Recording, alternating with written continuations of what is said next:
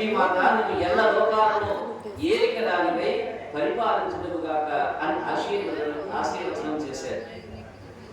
ఇప్పుడు ఆ తల్లికి తనంత తానుగా వరుడిని ఎంచుకోగలిగిన పద్ధతిని సముద్రుడు ఆమోదించాడు. ఇక నీ ఇష్టం, నీవు ఎవరిని వరిస్తావో వారిని వరించమని చెప్పి అనుమతి చేసేసాడు సముద్రుడు. ఆయన అనుమతి లేని ఎవరిని ఎన్నుకోవడానికి అవకాశం లేదు. ఎందుకని తండ్రి అనుమతి లేనిది పుత్రుడు కానీ పుత్రిక కానీ ఎలాంటి కార్యము చేయడానికి అవకాశం లేదు.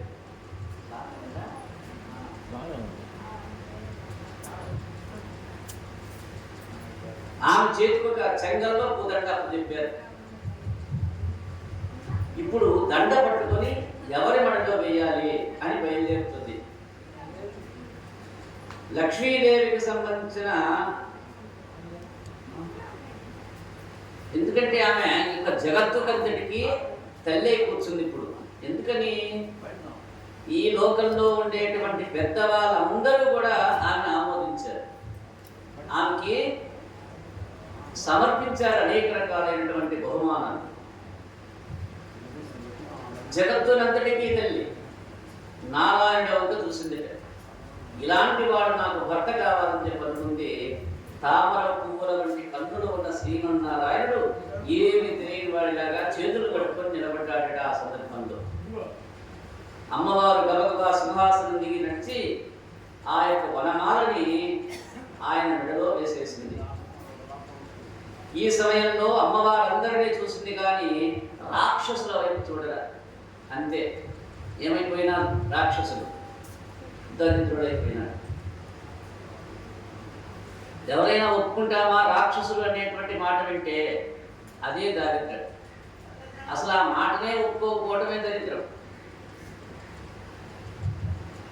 ఈ విధంగా వాళ్ళకి అమృతం పోయింది. ఇప్పుడు సముద్రుడు మామగారు అయ్యాడు. అమ్మాయి అయ్యవారి దగ్గరికి వెళితే తాను మామగారు అవుతాడు. మామగారు తన కొడుక్కి అల్లుడికి అభేదం పాటించాలి. కొడుక్కి ఎంత అమూల్యమైన వస్తువు ఇస్తాడో అల్లుడికి కూడా అలా ఇవ్వగలగాలి. ఎందుకంటే ఆయన ఇప్పుడు పితృపంచకంలో వెళ్ళాడు. మామగారు అనగానే సముద్రుడు తనలో పితృపంచకంలోకి వెళ్ళాడన్నా. కౌస్తుభాన్ని తీసుకొచ్చేసాడు సముద్రుడు. ఎక్కడుంటాయి మనులన్నీ, రత్నాలన్నీ ఎక్కడుంటాయి? సముద్రంలో ఉంటాయి. కాబట్టి దాన్ని రత్నగర్భ అన్నాడు. అలాంటి ఆ యొక్క సముద్రంలో ఒక దివ్యమైనటువంటి కౌస్తుభం అనేటువంటి ఒక మణిని తీసుకువచ్చి శ్రీమన్నారాయణుడికి బహుకరించాడు సముద్రుడు. శ్రీమన్నారాయణ ఆ యొక్క కౌస్తుభాన్ని తన మెడలో పెట్టుకున్నాడు.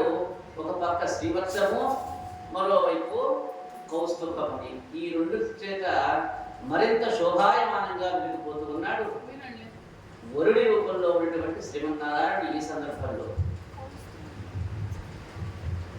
చెప్పుకున్నట్లుగా రాక్షసుల్ని చూడలా లక్ష్మీమాత. దానివల్ల వారికి కీడు ప్రారంభం అయింది. లక్ష్మీదేవిని పొంది శ్రీమన్నారాయణుడు ధరించాడు. కన్యాదానం చేసిన సముద్రుడు ధరించాడు. అమ్మవారి అనుగ్రహం పొంది ఇంద్రుడు ధరించాడు. వచ్చేసింది, ఇంద్ర పదవి వచ్చేసింది. మళ్ళా ఇప్పుడు ఇంద్రుడికి రాజ్యం రాబోతోంది. రాక్షసులకి రాజ్యం చేజారిపోబోతోంది. ఐశ్వర్యం పోయే ముందు దెబ్బలాట వచ్చినట్లుగా ఇంట్లో మాట్లాడుకునేటప్పుడు ఎప్పుడు కూడా పరమ ప్రసన్నంగా మాట్లాడుకోవాలి.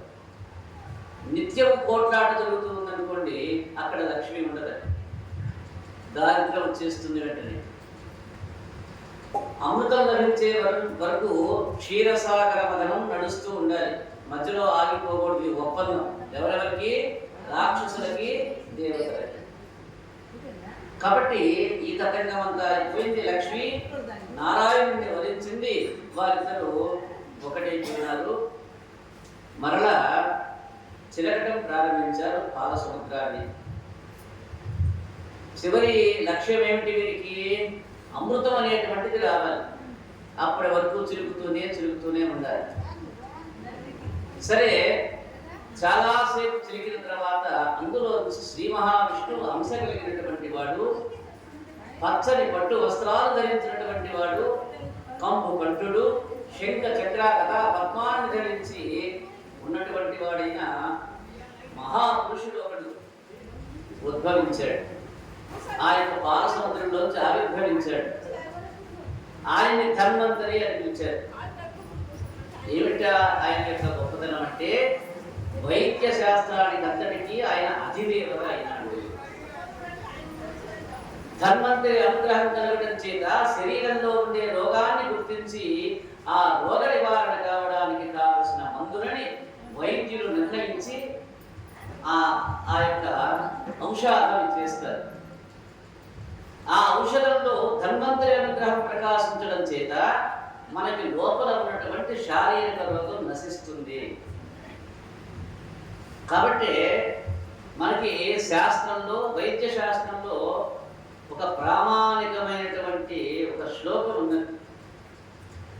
శరీరే జర్జరే భూతే వ్యాధిగ్రస్తే కలైవరే అంటాడు.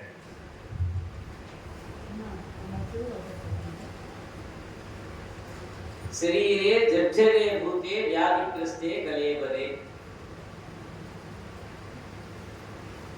ఎవడైతే ఇక శరీరము జర్జరమైపోయి వ్యాధిగ్రస్తుడైపోయి కలేబరంగా తయారవుతూ ఉన్నాడో వాడు ఔషధం జాహ్నవీతోయం వైద్యో నారాయణో హరికి అంటూ ఆ యొక్క ఔషధం ఇచ్చేటువంటి వాడిని నారాయణుడిగా, ఆ యొక్క నారాయణుడు అనేటువంటి వైద్యుడు ఇచ్చేటువంటిది ఔషధం అమృతంగా భావించి యొక్క మందుని మనిషి స్వీకరించాలి.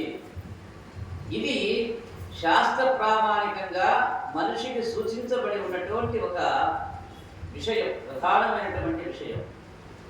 శరీరే జర్జరే భూతే వ్యాధిగ్రస్తే కలేబెరే. ఇలా ఎవడైతే వ్యాధిగ్రస్తుడైపోయి క్షీణించి నశించి కృషించి అవసాన దశలో ఉన్నాడో వాడికి ఆ ఇచ్చేటువంటిది మందు ఎప్పుడు పనిచేస్తున్నాయా అంటే ఆ ఔషధాన్ని ఇచ్చినటువంటి వాడు నారాయణ స్వరూపంగా మనం భావించి ఆ ఇచ్చేటువంటి ఔషధం అమృత తుల్యంగా దాన్ని స్వీకరించాలి.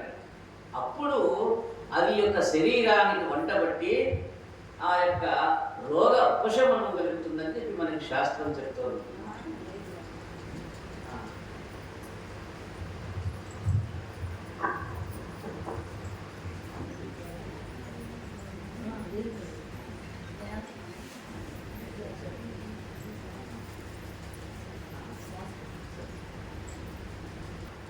ఔషధంలో ధన్వంతరి అనుగ్రహం ప్రకాశించడం చేత మనకి లోపల ఉన్న శారీరక పరమైనటువంటి రోగాలు నశిస్తాయని చెప్తుంది శాస్త్రం. ఆయన యాగంలో హవిస్సును అనుభవిస్తాడు. ఎవరు? ధన్వంతరి అనేటువంటి ఆయన చేతిలో అమృత పాత్ర ఉంది. ధన్వంతరి స్వరూపం శ్రీ మహావిష్ణువు యొక్క స్వరూపమే సాక్షాత్తు. ఇప్పటి వరకు దేవతలు, రాక్షసులు క్రమశిక్షణతో చిలుకుతూ ఉన్నారు. ఎందుకని?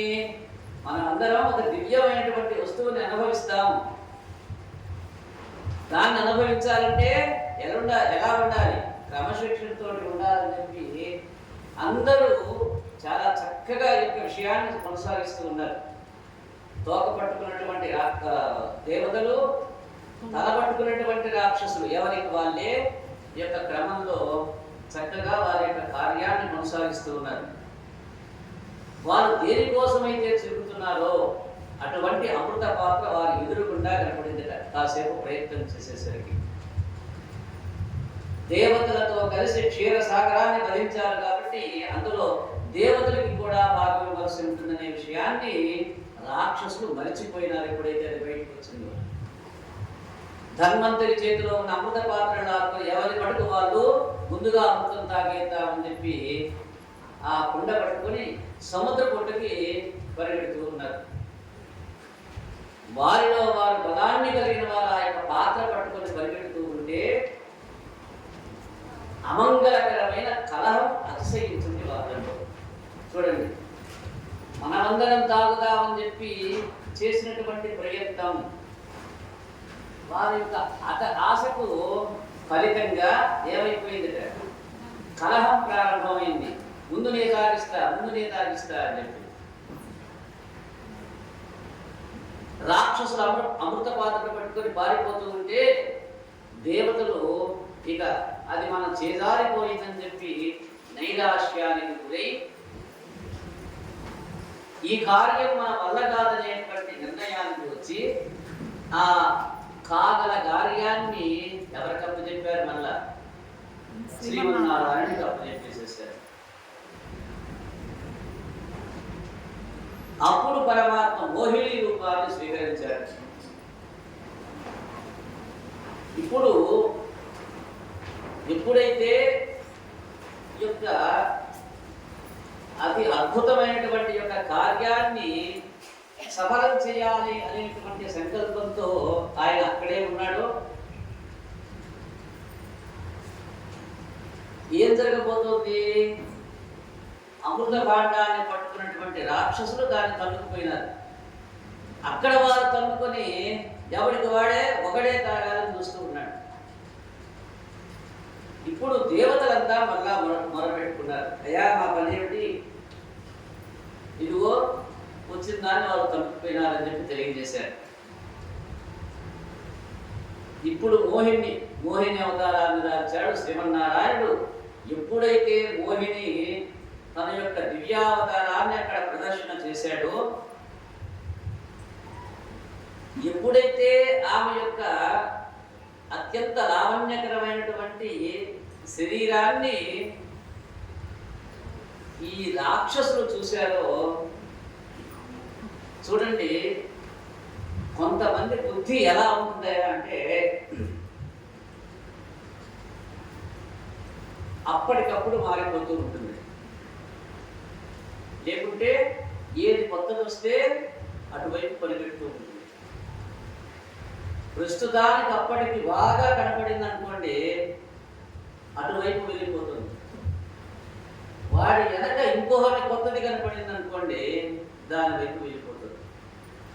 ఇక్కడ ఇప్పటి వరకు ఏది అద్భుతమైనటువంటి వస్తువుగా చెప్పాడు శ్రీమన్నారాయణ, అమృతం రా నాయన, ఇక అమృతం మిమ్మల్ని రక్షిస్తుంది, సాగు లేకుండా చేస్తుంది, అది స్వీకరించినటువంటి వాళ్ళకి గోళ్ళు పెరగవు, జుట్టు తెల్లబడదు, రెక్క కొట్టవలసినటువంటి అవసరం లేదు, శరీరానికి చెమట పట్టదు, ఒళ్ళు నలగదు, ముడతలు పడవు, కనీసం నడవవలసినటువంటి అవసరం కూడా లేకుండా నీకు అనేకమైనటువంటి అద్భుతమైనటువంటి విశేషాలన్నీ ప్రాప్తింపబడతాయి యొక్క అమృతం తీసుకున్నటువంటి వాడికి అని చెప్పి తాను స్వయంగా యొక్క అద్భుతమైన కార్యాన్ని నడిపాడు. అందులో వచ్చినటువంటి ఫలాన్ని నాకే కావాలని చెప్పి తన్నుకున్నటువంటి ఆ యొక్క సందర్భంలో ఇది అద్భుతము, అమోఘము, అమేయము, అప్రమేయం అనేటువంటి భావనతోటి ఆ కుండ పట్టుకుని పడిచేటువంటి వాడు కూడా ఎప్పుడైతే లావణ్యంగా అతిశయాన్ని ప్రదర్శించేటువంటి లాగున అమితమైనటువంటి ప్రజ్ఞా పాఠవాలు చూయిస్తూ సిగ్గు ధరులతోటి తల వంచుకొని వయ్యారంగా నడుస్తూ అటుపోతూ ఉన్నటువంటి ఆ యొక్క మోహినిని చూశారు. నాకు ఇదే కావాలంటూ పట్టుకుంటున్నటువంటి కుండని వదిలేసి ఆమె వైపు చూడటం మొదలుపెట్టారు. చూడటంతో వదల్లా అక్కడి నుంచి ఒక పక్కలోడికి అప్పచెప్పి ఇటువైపు నడవటం మొదలుపెట్టారు. ఇప్పుడు ఆ కుండని పట్టించుకోవటంలా ఎవరిని పట్టించుకున్నారు? మోహినిని పట్టించుకున్నారు. కొత్తగా వచ్చిన వాడి వైపు చూడటం మొదలుపెట్టారు. ఆమె ఎందుకు వచ్చింది?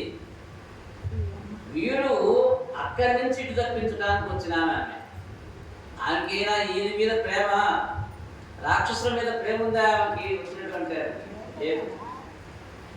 శ్రీ మహావిష్ణువు కేవలం శారీర రూపం చేత రాక్షసుల్ని మోహ పెడుతూ ఉన్నాడు, మోహంలోకి నెట్టేశాడు.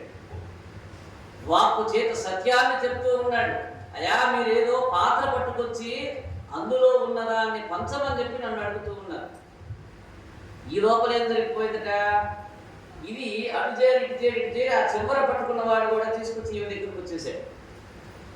ఇదెవరు నాకొద్దు, నువ్వు నేను అడిపోతున్నా, పోతే పనులు నేను అడిపోతున్నానని చెప్పి అందరూ కొండలు వదిలేసి అటు వైపు వెళ్ళిపోయారు. ఆ చివరి పాపం వాడెవడు అక్కడ పడేయకుండా వాడు చేసిన మంచి పని రాక్షసుడైనా ఆ కుండ ఏదో పాడకుండా అని చెప్పి అవతల పడేయకుండా తీసుకొచ్చి కుండతో పాటు సహా ఈయన దగ్గరికి వచ్చాడు. కుండ అయితే చేరింది దగ్గరికి. అప్పుడు ఎవడో అన్నట్టు ఒక పెద్దవాడు, ఇదిగో అమ్మా ఈ కుండ కూడా ఆయనగా ఇచ్చేసేయండి అన్నట్టు. అప్పుడు మోహిని చెప్పటం మొదలుపెట్టింది, ఏమయ్యా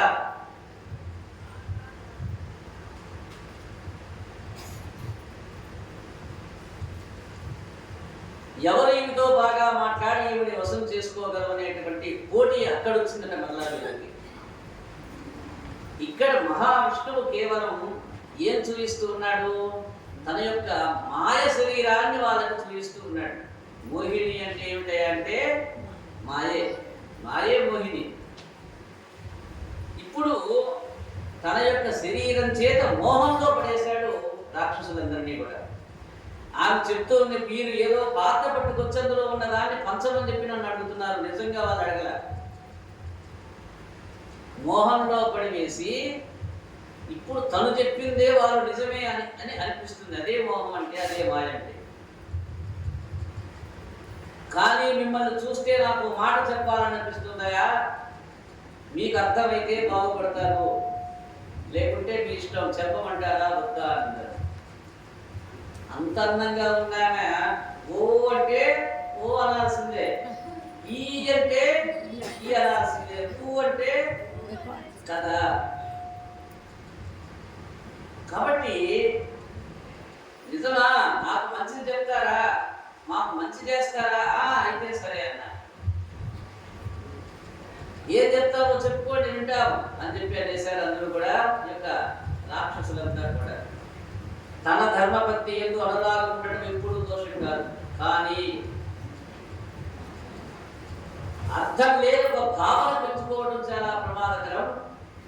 మీరింతమంది నన్ను ఇలా చూస్తూ ఉన్నా మీతో మాట్లాడాలనే తలంపు కానీ కలిగిందంటే అది మిమ్మల్ని కార్చించవచ్చు, గుర్తు పెట్టుకోండి, నాకు తప్పేం లేదని చెప్పి అన్నారు. అంటే ఇప్పుడు ఏమన్నారు? నీవేం చెప్తే అదే చేస్తామన్నారు, నా మాట వింటారా, నేను చెప్పింది చేస్తారా అని చెప్పి అడిగింది. అన్నారు అందరూ కూడా. అయితే ఇళ్ళ దగ్గర మీ వాళ్ళు ఉన్నారు కదా, వాళ్ళని అడిగి జాగ్రత్తగా ఆలోచించి చెప్పమన్నది. ఏం పర్లేదు నువ్వు చెప్తే అది చేస్తామన్నారు. అప్పుడు అంటూ ఉంది, మళ్ళా హెచ్చరిస్తూ ఉంది ఈ యొక్క మోహిని. ఏమని? ఏమయ్యా, కనపడిన ప్రతి స్త్రీ యందు అర్థం లేని ఒక భావన పెంచుకోవడం చాలా ప్రమాదకరం. మీరింతమంది నన్ను ఇలా చూస్తున్నా మీతో మాట్లాడాలని తలంపు గాని కలిగిందంటే అది మిమ్మల్ని కాల్ చేస్తుంది. జాగ్రత్త సుమా. అయినా కానీ గుర్తు పెట్టుకోండి, నా తప్పేమి లేదని చెప్పి అన్నదట. మోహిని మాటలు వాళ్ళకి అర్థం కాదు, తలకెక్కల.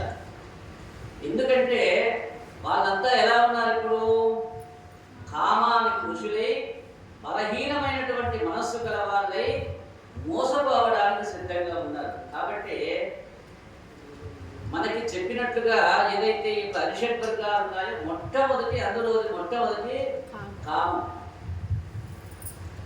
కామాత్ క్రోధః, క్రోధాత్ మోహః, ఇలా వరుసగా ఉన్నాయి. ఆరుగురు ఒకరి వెంట ఒకరు క్యూ కట్టి మరీ, తలుపు కట్టి మరీ ఇంట్లోకి వచ్చేస్తారు. ఇప్పుడు వాళ్ళు కామానికి ముసలి, బలహీనమైనటువంటి మనస్సు గల వాళ్ళై మోసపోవడానికి సిద్ధంగా ఉన్నారు. అయ్యా, మీరు నన్ను పెద్ద చేసి నా చేతిలో అమృత పాత్ర పెట్టేస్తున్నారు, అప్పటికి ఇంకా పెట్టలా. ఈమె అన్నది అక్కడ జరుగుతూ ఉన్నది, అది వాస్తవం. ఈమె ఏదైతే అన్నదో, ఇందాకేమన్నది?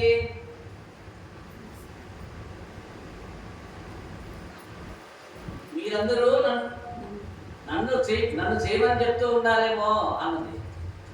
సరే అన్నారు. ఇప్పుడు ఆ గున్న నా చేతిలో పెట్టి నన్నే పోయమంటారేమో అంటూ ఉన్నది. జరిగేది ఏమిటి అనేది కూడా అదే అవుతుంది. ఎక్కడి నుంచి వచ్చావు అని చెప్పి ఎవరు అడగాలి. ఎవరమ్మా నీవు, ఎవరన్నా అడిగాడా? లేదు. ఎక్కడి నుంచి వచ్చావు అడిగారా? ఎందుకు వచ్చావు? ఆడామి నువ్వు పోయటం ఏమిటి మాకు అడిగారా? ఎవ్వరేం అడగల. అందరూ తలలోపుతూ ఉన్నారు. ఆమె తల ఇటు ఊపితే వీడి తల అడుగుతున్నది, ఆమె తల ఇటు తిప్పితే వీడి తల ఇటు తిప్పుతున్నది. ఇక్కడ జరుగుతున్నదంతా ఇదంతా ఏమిటి? మాయా. ఇప్పుడు నేను ఈ పాత్ర పట్టుకొని అంతర్ధానం అయిపోతే మీ బ్రతుకులు ఏమైపోతాయి తెలుసా మీకు అన్నది కూడా. మీరెంతో కష్టపడ్డారు ఇప్పటిదాకా, ఇది నేను ఎత్తుకుపోయినా అనుకోండి ఏమవుతుంది అని కూడా అనేసింది. కానీ రాక్షసులు నిజంగా ఈమె మాటలోని యథార్థాన్ని గ్రహించిన వారైతే ఏమన్నారు? తల్లి, మేము ఈ పని చేసి ఉండకుండా ఉండవలసిందని చెప్పి కాళ్ళ మీద పడి వెంటనే వాళ్ళ మనసు మార్చుకున్నట్లయితే క్షీరసాగర మదనమయ్యేది. రాక్షసులకి కూడా అమృతం దక్కేది. అమృతం తాగిన తర్వాత వాళ్ళలో రాక్షసత్వం ఉండేదా? ఉండేది కాదు. రాక్షసులు నిజంగా దాన్ని గ్రహించలేకపోయినారు, ఒప్పుకోలేకపోయినారు. ఈ యొక్క క్షీరసాగర మదనంలో శ్రీమన్నారాయణ మోసం చేసి రాక్షసులకి అమృతాన్ని పంచిచ్చాడని అనుకుంటారు జనాలు ఎవరైనా. ఇది నిజంగా దయా మోహిని మాటలు విన్న తర్వాత కూడా అంటే స్పష్టంగా చెప్పేసిందా లేదా మోహిని ముందుగా? ఏమన్నది? అయ్యా నాకు ఇవ్వటం ఏమిటి, నేను ఇది తీసుకుని వెళ్ళాను అనుకోండి, మీకు ఎంత కష్టపడ్డారు ఇప్పటిదాకా అని చెప్పి అడిగిందా లేదా? కానీ వాళ్ళు ఏమన్నారు? ఇవే పంచు అన్నారా లేదా? ఇప్పుడు ఏవైనా కానీ అమృతాన్ని నీవే పంచాలి, నీ చేతి మీదగానే నేను తాగాలి అన్నారు వీళ్ళంతా.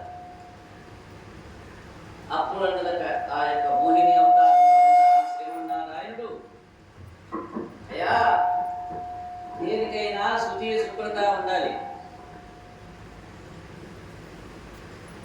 చక్కగా స్నానం చేసి ఆచమనం చేసినండి. రాక్షసులంతా ఒకవైపు, దేవతలంతా ఒకవైపు కూర్చోండి, అమృతాన్ని పోసేస్తారు అనేసి. అలాగే అన్నారు. అందరూ స్నానాలు చేసి వచ్చారు, చక్కగా సంధ్య వార్చారు, అందరూ కూర్చున్నారట. ఆమె దేవతలకి అమృతం పోస్తుంటే పోయటం మొదలు పెట్టేసింది. దేవతలకి అమృతం పోయటం మొదలు పెట్టేసింది. వరుసగా కూర్చొని ఉన్నారు కదా, ఇటువైపు వాళ్ళు కూర్చొని ఉన్నారు. ప్రారంభించింది ఈ యొక్క అమృతం పోయటం. పాపము అమృత పాత్రను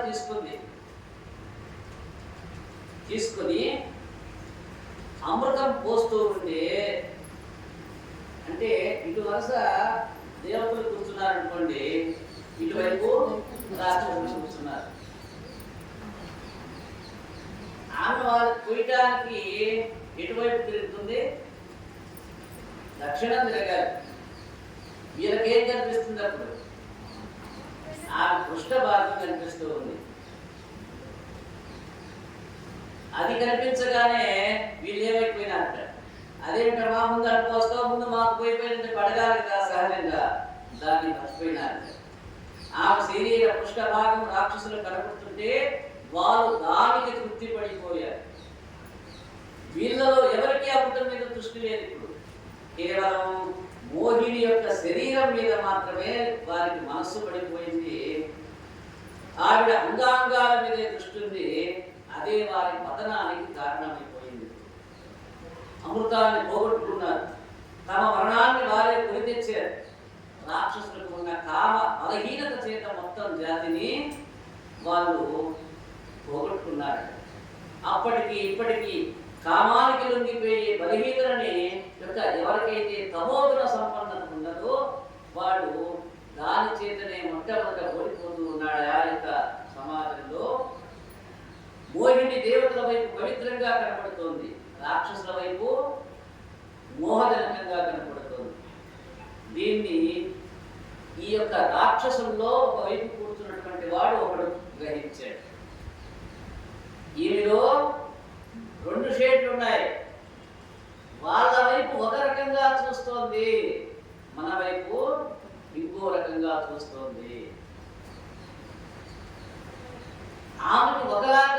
కనిపిస్తోంది, మనకి ఒకలా కనిపిస్తోంది. వీడు గమనించాడు యొక్క ఒక రాక్షసుడు, వాడి పేరే రాహువు.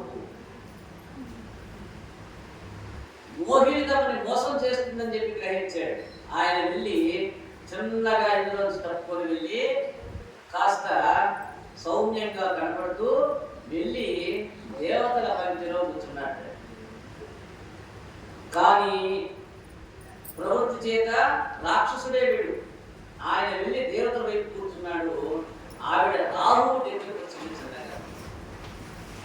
ఎక్కడ కూర్చున్నట్ట ఆ పంక్తిలో?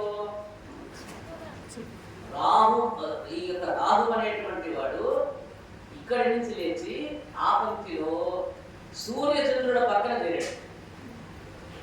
సూర్యచంద్రుల పక్కన కూర్చున్నాడు.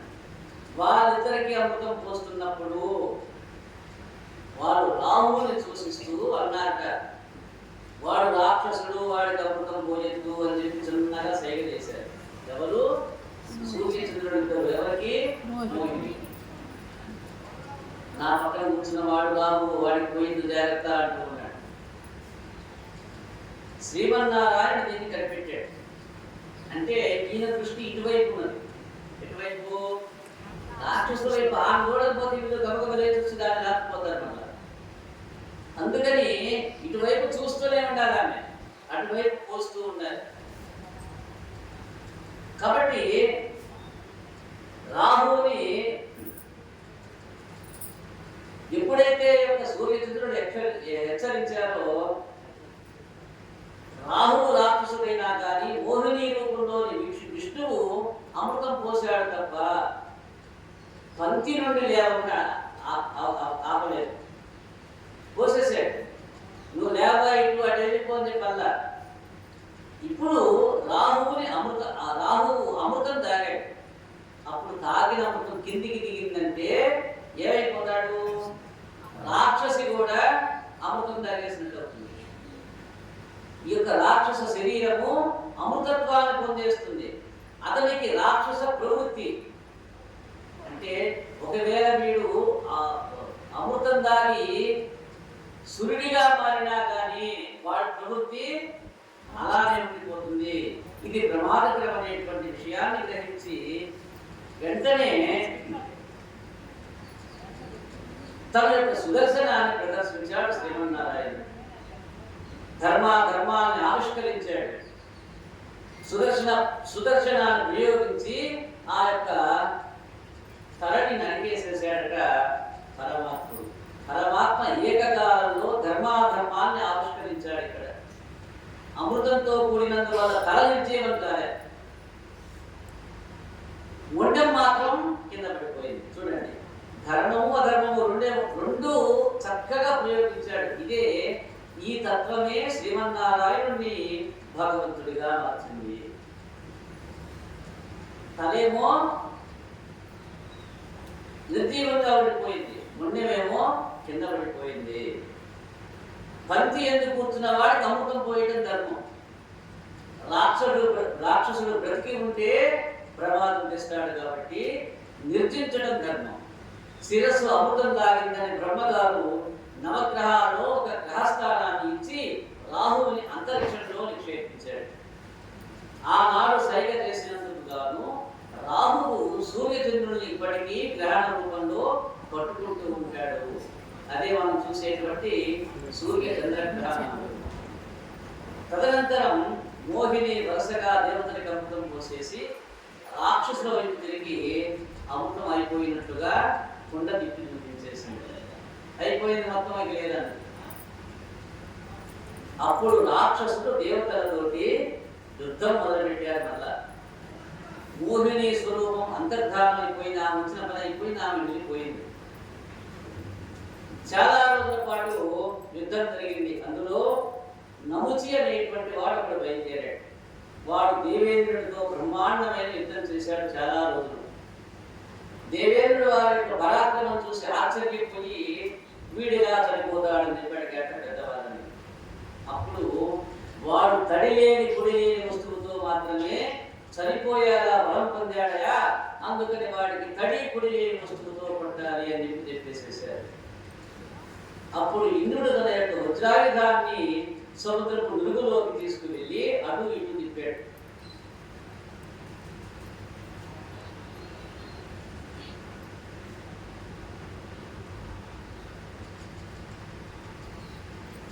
తన యొక్క వజ్రాయుధాన్ని సముద్రంలోకి తీసుకువెళ్ళి అటు ఇటు తిప్పాడట.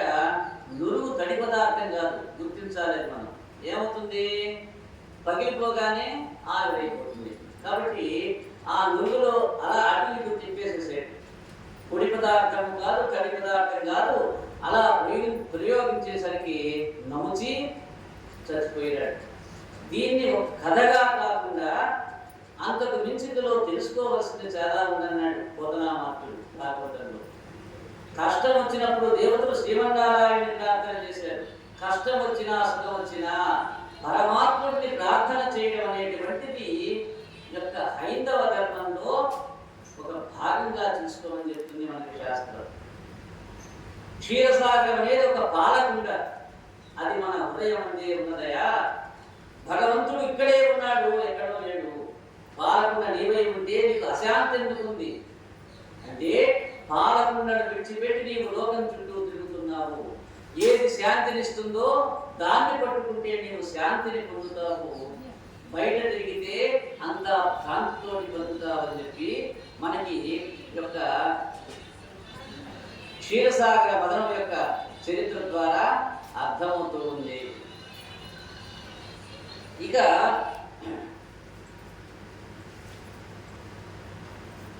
అమృతోత్పాదనం అయిపోయింది. ఎవరికి పంచాలో అమృతాన్ని వారికి సంపూర్ణంగా అందించాడు భగవంతుడైనటువంటి శ్రీమన్నారాయణుడు. ఈ యొక్క పరంపరలో మోహిని అవతారాన్ని దాల్చి అది భంగం కాకుండా తాను కాపాడి దేవతలందరికీ అమృతాన్ని పంచాడు. అమృతోత్పాదనం అయిపోయింది. అయిన తర్వాత ఆయన అమృతాన్ని సేవించిన దేవతలు వార్ధక్యాన్ని మరణాన్ని పోగొట్టుకున్న వాళ్ళే మళ్ళా పోగొట్టుకున్నటువంటి సామ్రాజ్యాన్ని ఛేదించుకొని అత్యంత వైభవంతో జీవితాన్ని గడుపుతూ ఉన్నాడు. అంటే ఎప్పుడైతే అమృతం తాగాడో అప్పుడు జరామరణాలు ఉండబడి, కాబట్టి వీళ్ళకి చనిపోవడం అనేటువంటిది లేదు. ఇప్పుడు ఒక గొప్ప ఆశ్చర్యకరమైన ఘటన జరిగింది. ఈ అమృతం తాగిన తర్వాత ఒకవేళ అహంకారానికి కారణమైతే పరిస్థితి ఏమిటి అంటే, సహజంగా దేవతలంటే ఎవరు? సత్వగుణ సంపన్నుడు. సంపూర్ణమైనటువంటి సత్వగుణం ఉంటే కానీ దేవతా గుణం రాదు. కాబట్టి ఈ దేవతలంతా సత్వగుణ సంపన్నులే. కానీ నేను అమృతం తాగాను కదా, నాకు మరణం లేదు కదా, నాకు వార్ధక్యం లేదు కదా, నాకు ఆకలి దప్పికలు లేవు కదా, జర మరణాలు లేవు కదా అనేటువంటి భావం చేత వాడిలో అహంకారం వచ్చిందనుకోండి,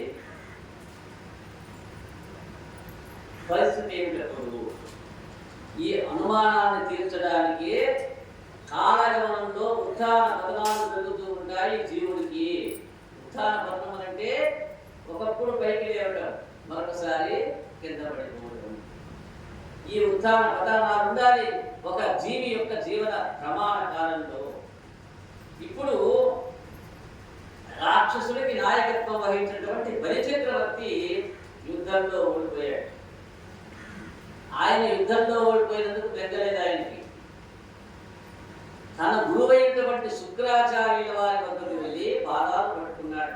ఓ మహానుభావ, మాకందరికీ కూడా అమృతోత్పాదనంలో భాగం ఇచ్చారు, కష్టపడ్డాం, కానీ అమృతాన్ని సేవించలేకపోయాం. భాగం ఇచ్చేశాడు ఎవరు? మహావిష్ణువు స్పష్టంగా చెప్పేశాడు, ఇద్దరు చిలికితే అందరికీ భాగం ఇస్తామన్నాడు. కానీ మోసం మొదట ఎవరు చేశారు? మోసం ఎవరు చేశారు? రాక్షసులే వారే చేసుకున్నారు. కష్టపడ్డాం కానీ అమృతాన్ని సేవించలేకపోయాం. అమృతాన్ని సేవించకపోవడం వల్ల ఇక మేము శాశ్వతంగా ఇప్పుడు దేవతల కన్నా అధికం కాకుండా ఉండిపోవలసిందేనా? శుక్రాచార్యుల వారి యొక్క పాదాల మీద పడి అడుగుతూ ఉన్నాడు బలిచక్రవర్తి.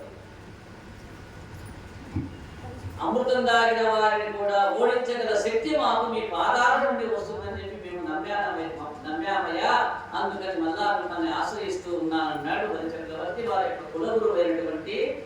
శుక్రాచార్యుడిని.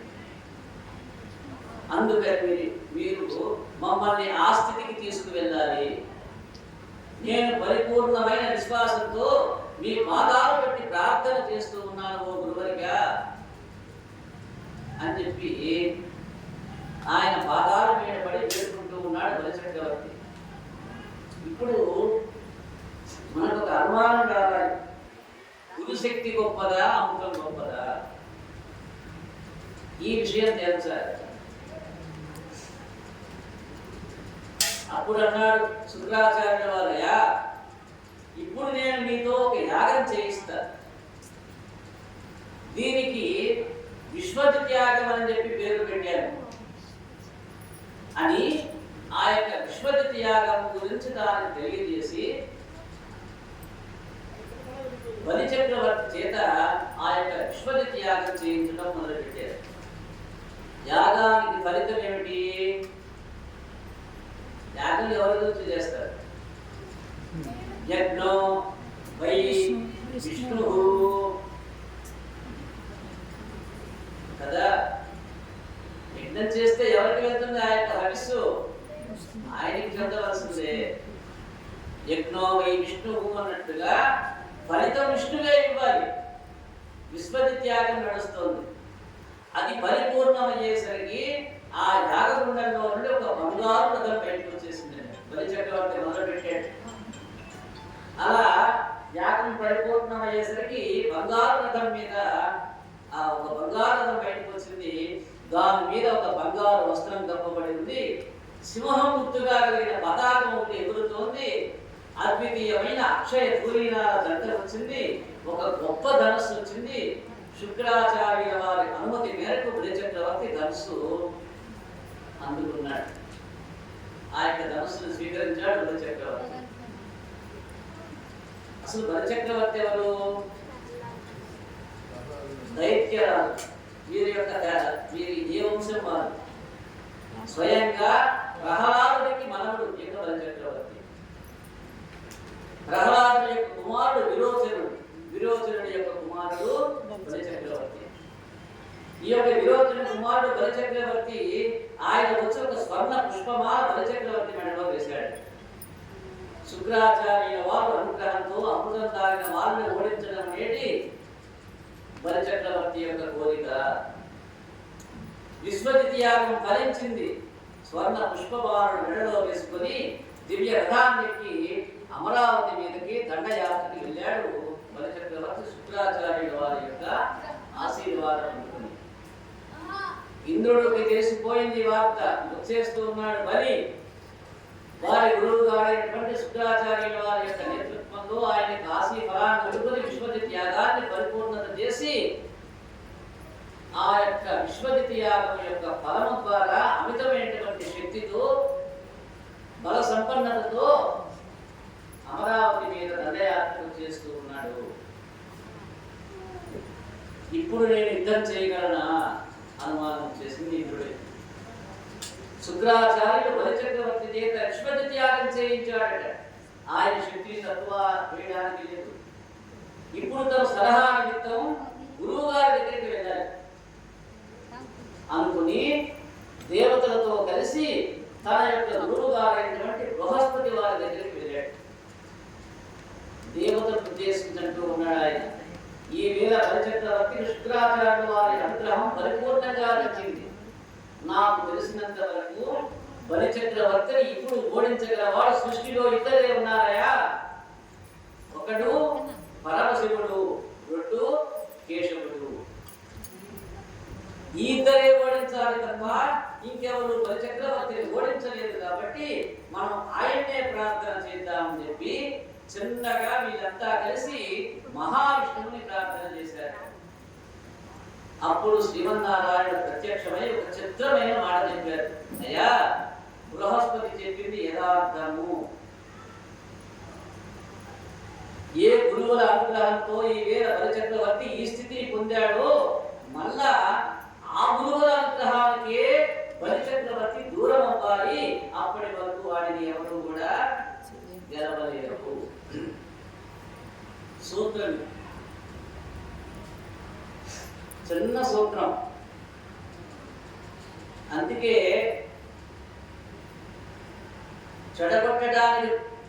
చెడగొట్టడంలో విజయం సాధించాలంటే ఆ గురువు చేత వీళ్ళు తిప్పిస్తే చాలు, పక్కన వాడి పని అయిపోతుంది.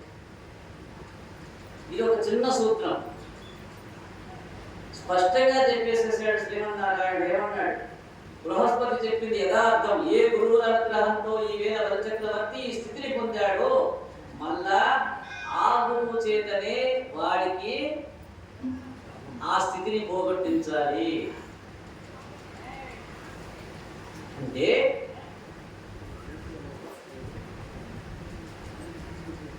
ఈ స్థితిలో ఆ గురువుల ఆగ్రహానికి గురవ్వాలి. ఇప్పుడు అనుగ్రహం లభించింది కానీ వాడికి ఆయన మీద ఆగ్రహం కలిగిందనుకో అప్పుడు ఓడిపోతాడు వీడు. అలా దూరమైన రోజున మీరు బలిచక్రవర్తిని చిటికిన వేలుతో కొట్టగలరయ్యా. గురువుల అనుగ్రహం అంత స్థాయిలో ఉండగా మీరు వాడిని ఏం చేయలేరన్నాడు.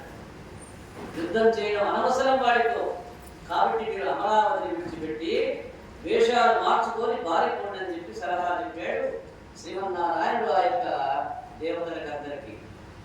అప్పుడు దేవతలు తలా ఒక దిక్కు పెట్టారు, ఎవరి తల వాళ్ళు రాల్చుకున్నారు. బలిచక్రవర్తి అమరావతి నుంచి చూశాడు, ఒక్కడ కూడా కనిపించదు. ఆయన దివ్యమైన అమరావతి పట్టణం సునాయాసంగా బలిచక్రవర్తి బాలైపోయింది.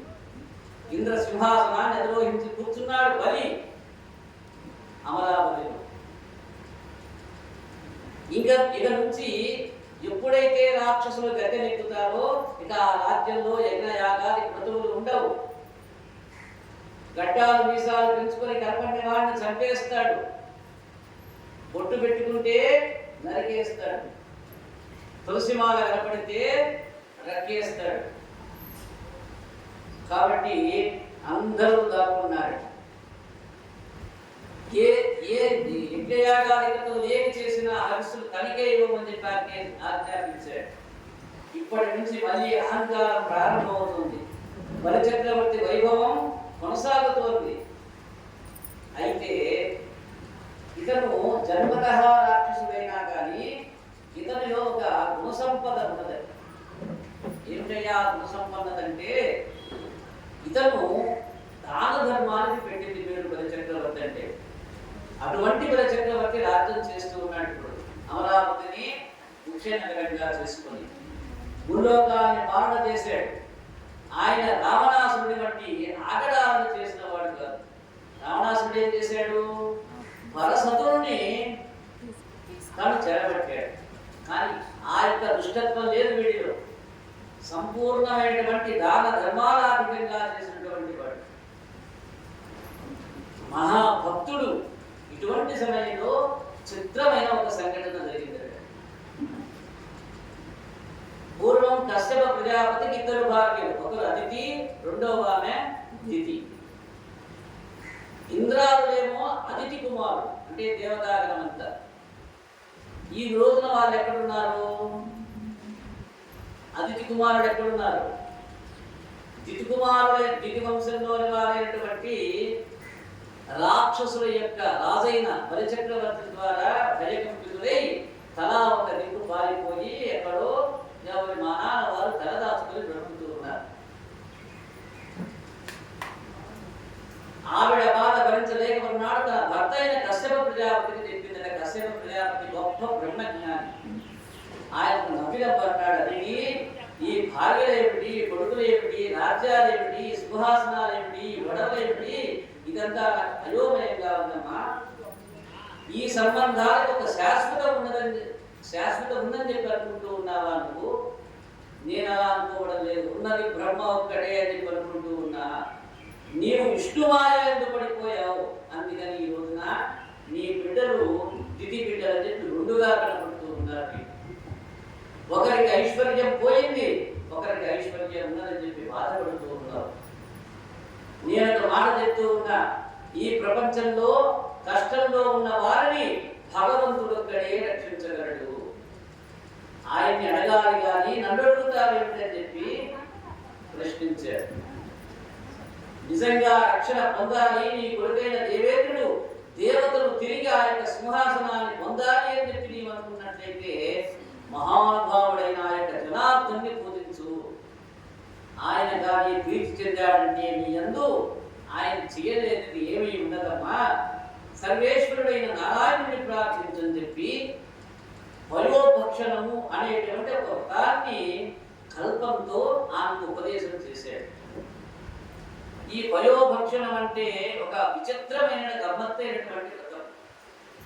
అది మానవ మాత్రుడు చేసేటువంటి వ్రతం కాదు.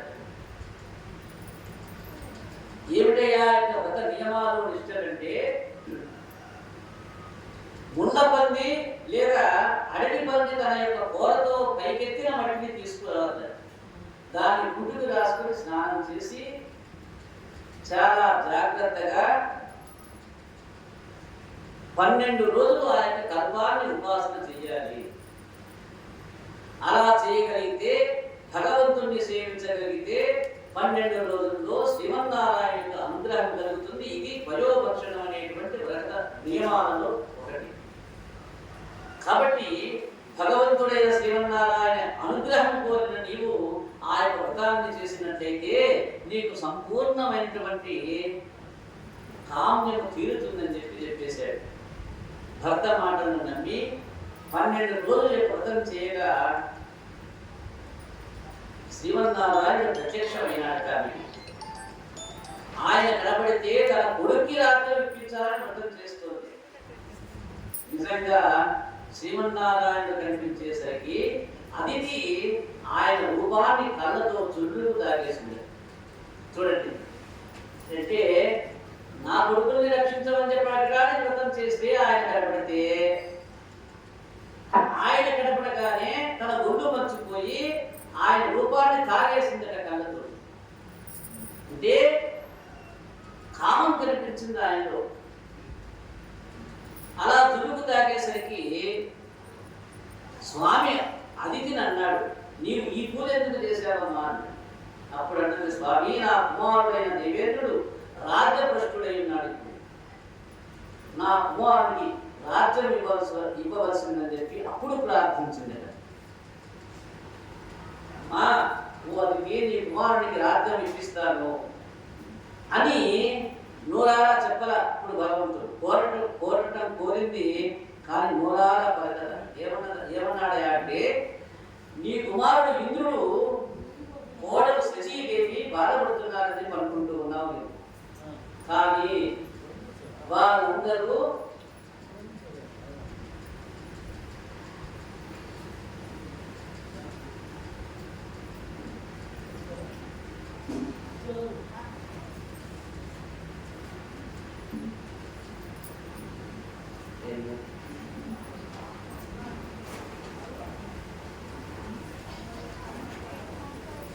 నీ కుమారుడు ఇంద్రుడు కోడలు సతీదేవి బాధపడుతుందని అనుకుంటున్నావు కదా, వాళ్ళందరూ నీకు సంతోషించేట్టుగా నేను తప్పకుండా నీ అడిగిన పని చేస్తానా.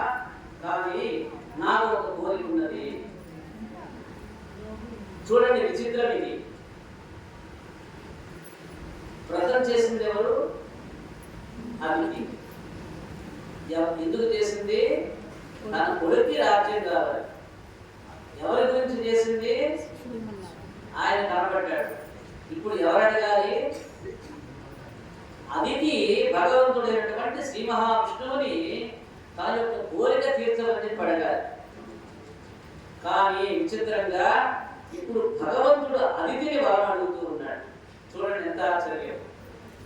వరం అడగడానికి కూర్చున్న అదితిని నారాయణుడే వరం అడుగుతూ ఉన్నాడు. అమ్మా, నాకు నీ కొడుకుని అని చెప్పి అనిపించుకోవాలని చెప్తుంది. అంటే అదితి చేసినటువంటి పుణ్యకార్యం యొక్క ఫలం అది. భగవంతుడే కుమారుడిగా ఒక తల్లిని పొందాలని చెప్పి అనుకుంటున్నాడు. అమ్మా, నాకు నీ కొడుకునే అనిపించుకోవాలని చెప్తుంది, నీ గర్భవాసం చేయాలని చెప్పి నాకు కోరికగా ఉంది, కాబట్టి నీ కొడుకుగా పొందాలని చెప్పి అడిగాడు. అలా అడిగేసరికి అదితి తెల్లపోయింది. అప్పుడు అన్నదట, స్వామి నాకంతకన్నా భాగ్యమా, తప్పకుండా అని చెప్పి నమస్కారం చేసింది. అప్పుడు స్వామి, నీ భర్తను ఇదే రూపంతో ఇంతకు పూర్వం ఏ భక్తితో ఉన్నావో అలా నీ భర్తని సేవించు, నేను నీ భర్తలోకి ప్రవేశించి ఆయన తేజస్సుగా నీలోకి వస్తాను.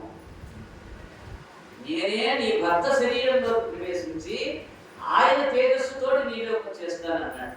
ఎంత యథాపూర్వకంగా పుట్టాడో చూడండి స్వామి. గర్భవాసం అనేటువంటిది ఒక పాపకర్మ యొక్క ఫలమైతే, ఇప్పుడు మరి ఈయన కూడా గర్భవాసం చేసి వచ్చాడు కదా అని చెప్పి మీకు గమనించి మరి ఆయన కూడా పాపం చేసినట్లే కదా. ఆయనకేమి అంటదని చెప్పి అంటూ ఉంటే, ఆయనకేమి అంటదని చెప్పి చెప్పారు కదా మీకు అని చెప్పి అనుమానం రావచ్చు. అలా కాదు జరిగింది. తానే స్వయంగా ఆయన యొక్క భర్త శరీరంలో ప్రవేశించి ఆయన తేజస్సుతో ఈయన గర్భంలోకి వచ్చి తాను ఆమెకు కొడుకుగా పుడుతూ ఉన్నాడు. అంతకుముందు ఈమెం చేసింది, ఆయన యొక్క రూపాన్ని ఎప్పటికే తాను చూసేసిందండి కళ్ళకు. చూడండి ఎంత వైచిత్రమైనది కూడా. అంత యథాపూర్వకంగా పుట్టాడు, పుట్టబోతూ ఉన్నాడు. ఆమె గర్భంలో ప్రవేశిస్తే బ్రహ్మగారు శ్రీమన్నారాయణుని స్తోత్రం చేశారు. అప్పుడు అదితి గర్భాలైపోయింది. దేవుడు ఎక్కడ ఉంటాడు? గర్భాలయంలో ఉంటాడు. ఇప్పుడు ఎక్కడికి ప్రవేశించాడు? గర్భంలో ప్రవేశించాడు. గర్భం నిండింది కనుక ఆవిడ చుట్టూ ఉన్న స్త్రీలు వేడిగా తీసేశారు. అమ్మ కడుపులో ఉండవలసిన కాలం పూర్తయిన తర్వాత మంచి ముహూర్తం చూసుకొని శ్రావణ మాసంలో ద్వాదశి తిథి నాడు మిఠ మధ్యాహ్నం అభిజిత్ సంజ్ఞాత లగ్నంలో ఆయన నిర్మించాడు. ఆయన పుడుతూనే ఉపనయనం చేసుకోవలసిన వయసు పొందిన బాలుడిగా నిర్మించాడు. ఎన్ని సంవత్సరాలు?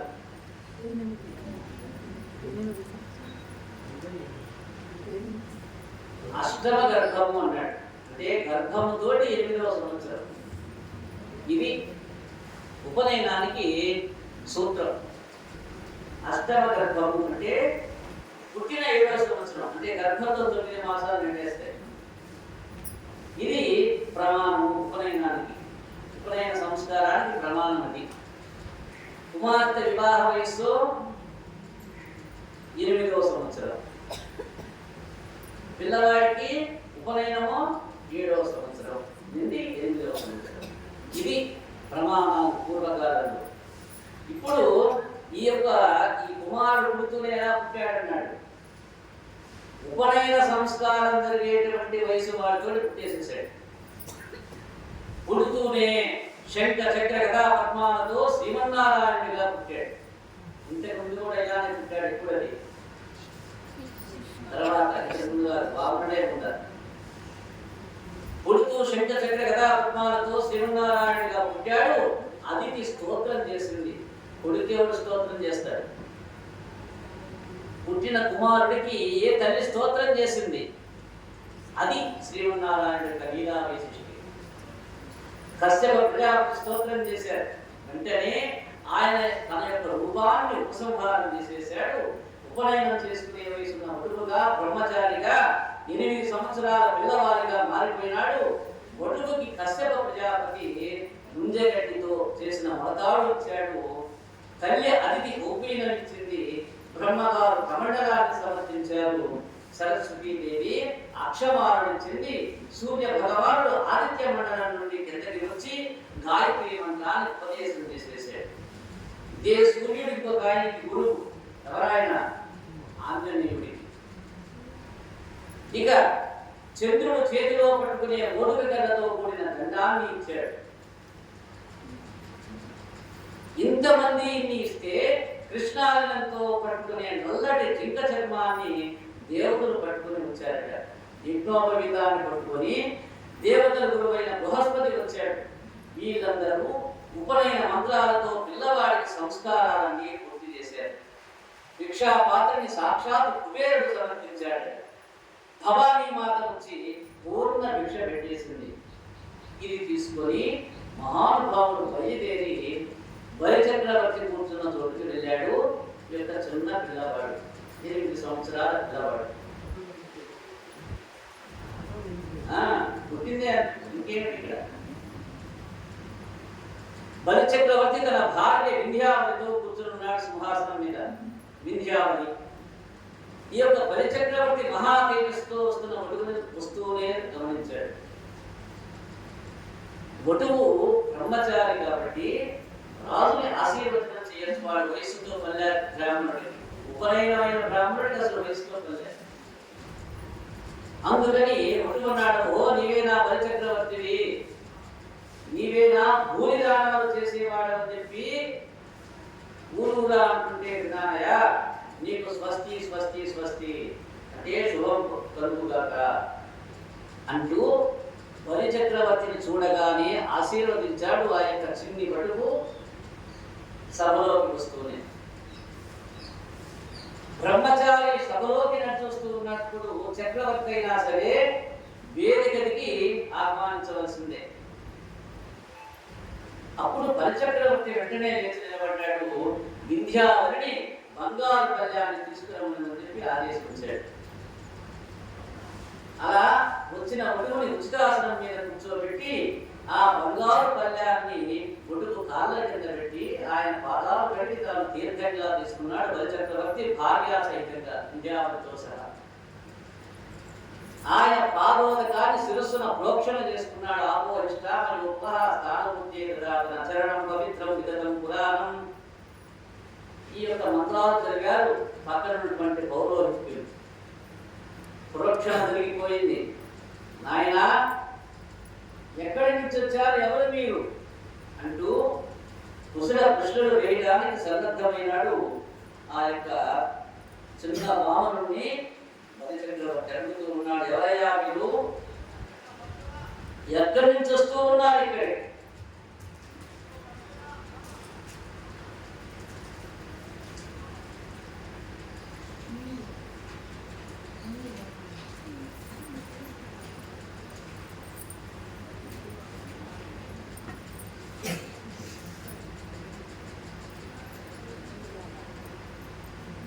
నీవు రావడం వల్ల వాళ్ళ యొక్క కాలం మంగళప్రదమైపోయిందయ్యా. ఓ బ్రహ్మచారి, గొడుగు చేసుకున్నవాడు నీవు. ఇప్పటి వరకు అగ్నిహోత్రం మామూలుగా వెలుగుతోంది, నీవు రాగానే మహాప్రకాశంతో పైకి వేస్తోంది. అగ్నిహోత్రం ఎప్పుడు ప్రజ్వలిస్తుందట? వేద మంత్రం వింటే అగ్నికి మహారానందం. వేద మంత్రం వింటే కానీ ఇప్పుడు ఈయన వేద పురుషుడు రాగానే అది అద్భుతంగా మండుతుందట. ఎవరు వేద పురుషుడు? శ్రీమన్నారాయణ. ఆయనే స్వయంగా పైగా వటువు రూపంలో వచ్చాడు. వటువు అంటే అప్పుడే ఉపనయన సంస్కారం అయినటువంటి వాడు. అలాంటి ఆ యొక్క వటువు ఈ యొక్క నా రాజ్యంలోకి రావడం మంగళప్రదంగా భావిస్తూ ఉన్నానంటూ వేణోళ్ళ కొనియాడు. నీ రాక వల్ల నా వంశం, నా జన్మ సఫలమైపోయిందయ్యా. ఇంతకు ముందు 99 యాగాలు చేశారు, ఇది 100వది నా జన్మ ధన్యమైందన్నాడు. ఇప్పుడు బలిచక్రవర్తి అడిగిన కృష్ణుడికి వామనుడు ఒక నవ్వు నవ్వాడట.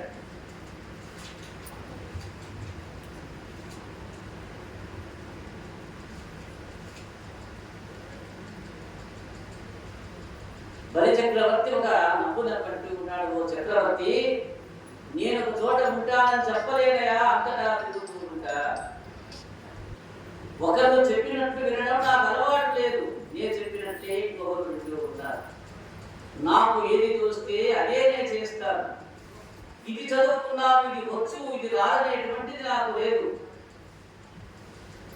ప్రపంచంలో ఎన్ని చదువులు ఉన్నాయని చెప్పి నీవు అనుకుంటున్నావో అవన్నీ నాకు వచ్చినవి చెప్పనుకో. పైగా నేను ఇలాగే ప్రవర్తిస్తానని చెప్పడం కూడా కష్టమేమో. కానీ నేను 3 రకాలుగా మాత్రం ప్రవర్తిస్తూ ఉంటానన్నాడు. ఈ విధంగా నా యొక్క బలిచక్రవర్తికి సమాధానంగా అడిగిన వాటికి అడిగినట్టుగా సమాధానం చెప్తూ ఉన్నాడు. ఏమన్నాడు? అయా, నీవెవరివి, ఎక్కడి నుంచి వచ్చావు అన్నాడు. నీవేం చేస్తావు అన్నాడు. నీవేం చదివావన్నాడు. నీ వాళ్ళు ఎవరన్నారు. నీకెన్ని ఆస్తులు ఉన్నాయి, ఎక్కడెక్కడున్నాయి అన్నాడు. వీటన్నిటికీ సమాధానం అదే. ఏమన్నాడు? నవ్వుతూ అన్నాడు, చక్రవర్తి, నేను ఒక చోటు ఉంటానని చెప్పి చెప్పలేనయ్యా, సర్వాంతర్యామిని. నేను సర్వాంతర్యామిని, అంతటా ఉంటా. ఎక్కడ ఎవరు అడుగుతారో అక్కడల్లా నేను ఉంటా.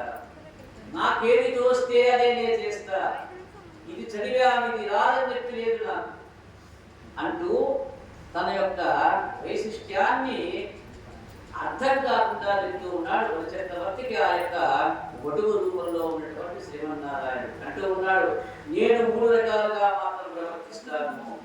నాకు ఈ లోకంలో చుట్టమనేటువంటి వాడు లేడెప్పుడు కూడా.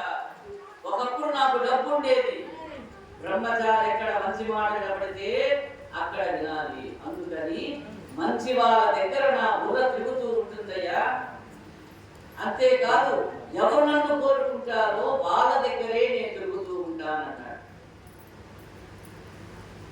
ఈ మాటలు అదే పెద్దవాళ్ళు చెప్తే ఎలా ఉండేదో కానీ ఇప్పుడు ఎంతవాడు ఇప్పుడు వచ్చిన వాడు కేవలం 3 అడుగుల ఎత్తు ఉండి 8 సంవత్సరాల పిల్లవాడు. ఇతను చెప్తుంటే ఆశ్చర్యంగా ఉంది, నొప్పొస్తున్నట్టుగా వజ్రలో ఎన్ని మాటలు ఉన్నాయా అని చెప్పి ఆశ్చర్యపోయాడు. పొంగిపోయినాడు. పిల్లవాడా, నిన్ను చూస్తే నాకు చాలా ఆనందంగా ఉన్నదయ్యా. నీవు వటువుకి, వటువు అంటే బ్రాహ్మణుడికి ఉపనయనమైనటువంటి వాడు. నేను చక్రవర్తిని కాబట్టి నీకేదో ఒక కానుక ఇవ్వాలని అనుకుంటా. ముచ్చటగా మాట్లాడుతున్నావు, బుద్ధుగా ఉన్నావు, ఏదో ఒకటి పంపించాలి అన్నాడు. సంస్కారం ఉంటే బ్రాహ్మణుడికి దక్షిణ ఇవ్వమని చెప్పి ఈ శాస్త్రం చెప్తోంది తాంబూల సహితంగా. కాబట్టి నీకేదో ఇచ్చుకోవాలి నేను తాను అన్నాడు. నేను చక్రవర్తిని, నీవో వటువుకి, నీకేం కావాలో కోరుకో అన్నాడు. నేను ఇచ్చేది నీకు నచ్చుతుందో నచ్చదో అది ఆయన యొక్క శంక. నచ్చకపోతే అదొక దోషం. కాబట్టి ఏం కావాలో నువ్వే కోరుకోవయా వటువా అన్నాడు. నమస్కరించాడు అన్నాడు. అంటూ ఉన్నాడు, ఒరిచేలంబలో మాడలో పరములో మన్యంబులో గోవులో హరులో రత్నములో రథంబులో నిమృష్టాన్నంబులో కన్యలో కరులో కాంచనము నికేతనములో గ్రామంబులో భూములో ధరణి ఖండ మెగా కరే వడగెలో ధాత్రి సురేంద్రోత్తమ. యొక్క భూమికంతటికి రాజవరయ అంటే బ్రాహ్మణుడు, లౌకిక రాజు వేరు. కాబట్టి అదే అంటూ ఉన్నాడు, ఈ భూమి మీద పుట్టిన అద్భుతమైన బ్రహ్మచారి, నీకేం కావాలో అడగవయ్యా, నా జన్మ ధన్యమవుతుందని చెప్పి నమస్కరిస్తూ, ధనం కావాలా? బ్రాహ్మణుడికి గోవు అవసరం ముఖ్యంగా, కాబట్టి గోవులు ఇష్టపడతాడేమో అని చెప్పి గోవులు కావాలా అన్నాడు రెండవది. ఇక కన్యలా చెప్పు, వేపనాలకు పెళ్లిళ్ళు కావడం లేదుగా, ఒక మంచి పిల్లని చూసి ఇస్తాను నీకు, కన్యలు కావాలా అన్నాడు. రథముగా కాంచనమా హరులో రత్నములో రథములో విమృష్టాన్నంబులో కన్యలో కరులో కాంచనమో నికేతనములో.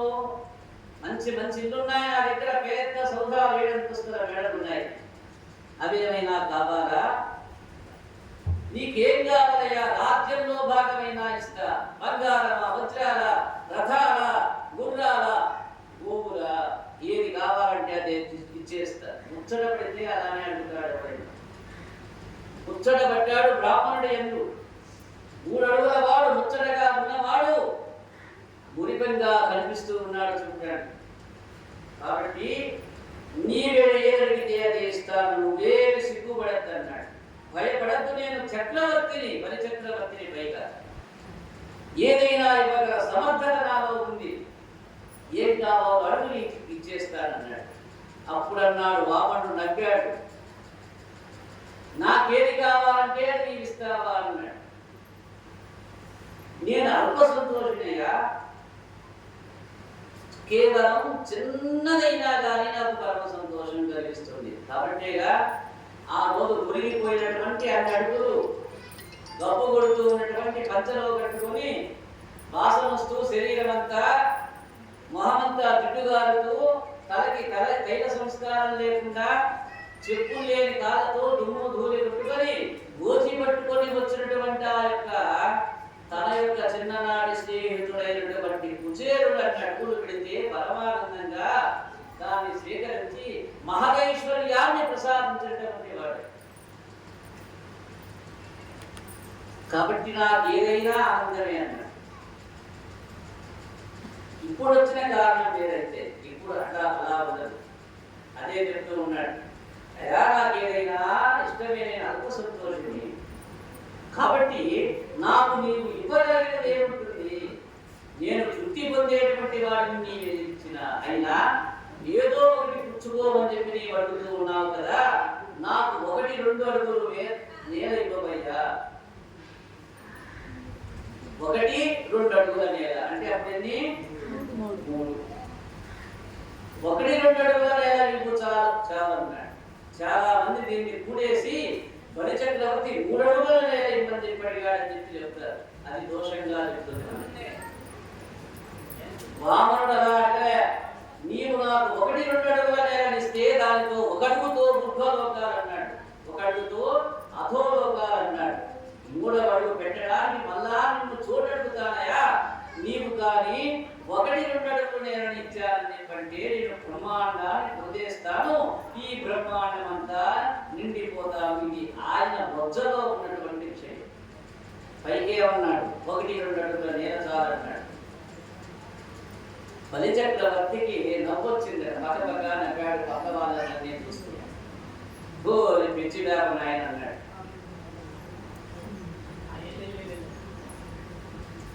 నీవు పిల్లవాడివయా నాయన, ఆడేటట్టు కూడా చేతగాడు. నాకు నొప్పి వస్తుంది నిన్ను చూస్తే. నీవు వచ్చింది ఎక్కడికి? ఇదిగో నా భార్య వింధ్యావళి. ఆ స్టేటస్ ఏమిటి, నా స్టేటస్ ఏమిటి?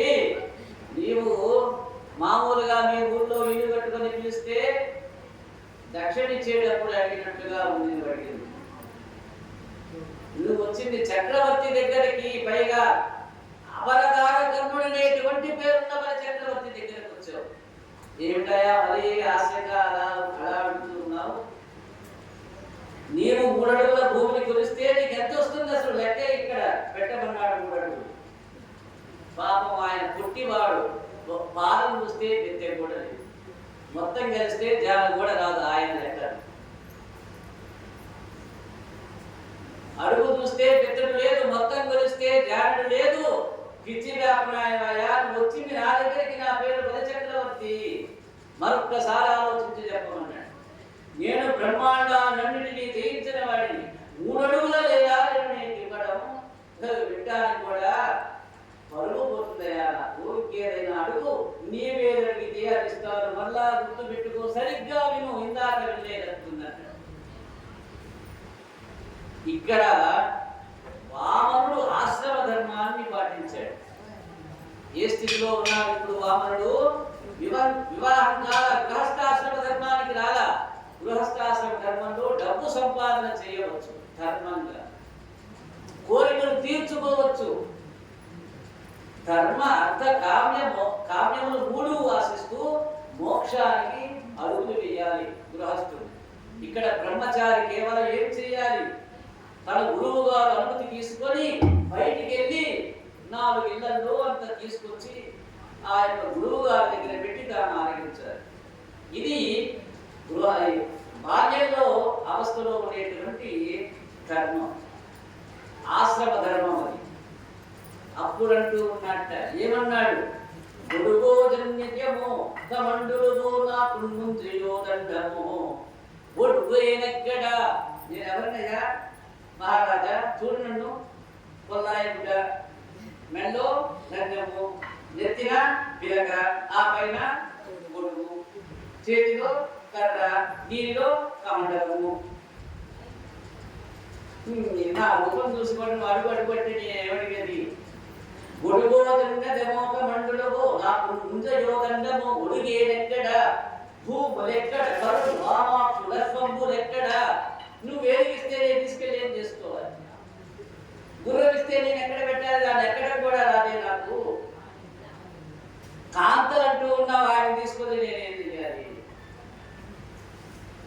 ఇంకా సంసారం వయసు రాలా నాకు, నేనేం చేసుకోవాలి? ఆమె తీసుకెళ్ళి నిత్యోచిత కర్మలెక్కడ మరాక అంశాంపితం పైన మూడడుగులు వేరే ఎట్లో వపించుటది బ్రహ్మాండంబు నాపాలికి. అయ్యా నీవు ఆ మూడడుగులు ఇస్తే చాలు, నాకు అదే బ్రహ్మాండం అన్నాడు.